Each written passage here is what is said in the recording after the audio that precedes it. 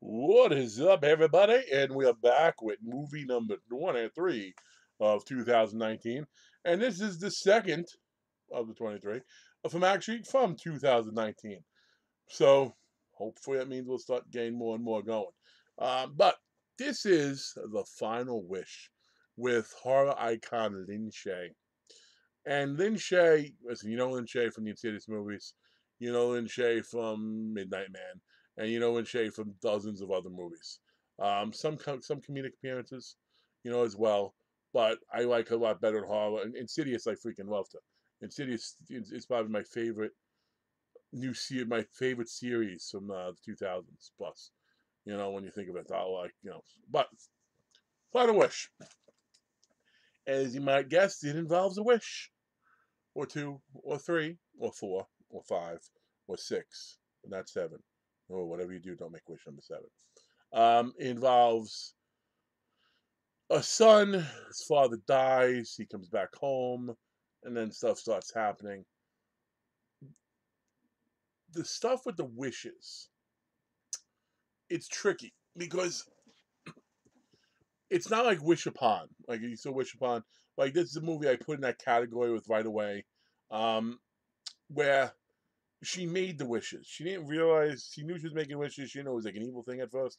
In this case, he's just saying stuff, and he happened to be in the same room or something. Like, oh man, that should happen.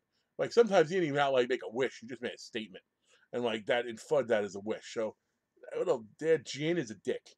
And they showed what the Jin looked like. It was like a monster. It wasn't a monster like Wishmaster, good looking, like stoic bone monster. It was like a shit monster that you would see in dude, the movie with the shit monster. Not Rika, although Rika did have a movie with shit monster.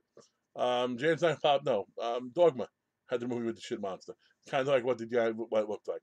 And the wishes were people ended up getting killed. At one point, it was weird though. His wish was that he looked better, and he was in a car accident, and then he looked different. But I thought he looked the same as he was. But somehow he recovered from the car accident in the movie in like the next day, and he was in a bad car accident, and that was no, it bothered me. Like I should have seen something on the bottom of the screen that said like 6 months later, not like pretty much looked like the next day, like bad car accident, bloody, and then all of a sudden, oops, yeah, I'm good. He came back town again. He came back. He's like he wanted to, when his first wish was like I just need some money, and he wound up buying a scratcher off for 5 grand, and he won a scratcher off and won 5 grand. But that's kind of a screwed up wish, like because he didn't make a wish. He's like I just need some money, and like he got that. So that was the first of screwed up wishes. I'm not going to give you any more of them because this is a movie that, if you know the rules, I'm going to rate it over 5, which means I don't spoil it, and I give you a chance to see it for yourself. Because the ending, again, the ending saved it a little bit, not much, but a little bit.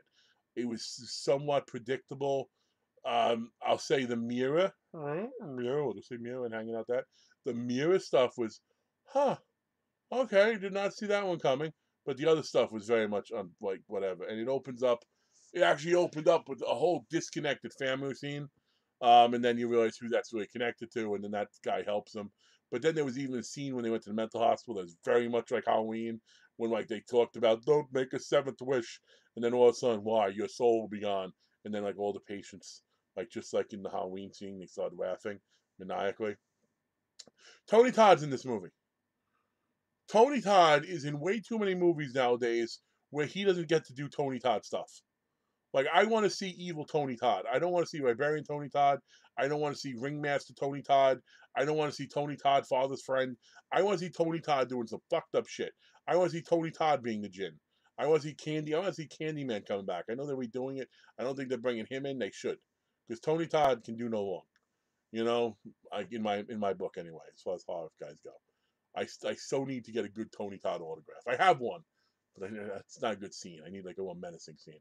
But this is a movie I know a lot of people are probably skeptical to because the whole wish stuff gets old, and it does. But this one has enough of a variance to it where it's definitely worth sitting down and watching. The actors all do a solid job and pretending the world they're in is real. And Rin Shay plays crazy pretty well because there's sometimes that she's crazy. And I could tell you more, but it's almost 5 minutes. So, folks, solid 6. Recommend. Check it out.